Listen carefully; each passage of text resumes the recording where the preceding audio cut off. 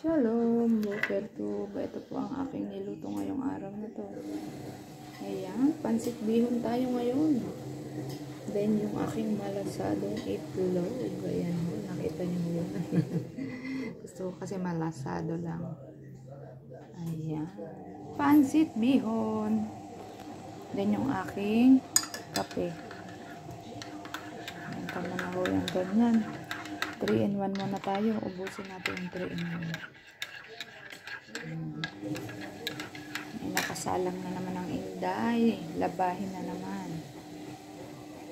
So, ayun lamang. Kain na ho tayo. Ayan. Ready na ang breakfast ni inday. Bihon is life. Thank you po sa mga nag-i-engage lagi. God bless po at sana po tuloy-tuloy na ang ceasefire. Tama na ho ng kaguluhan.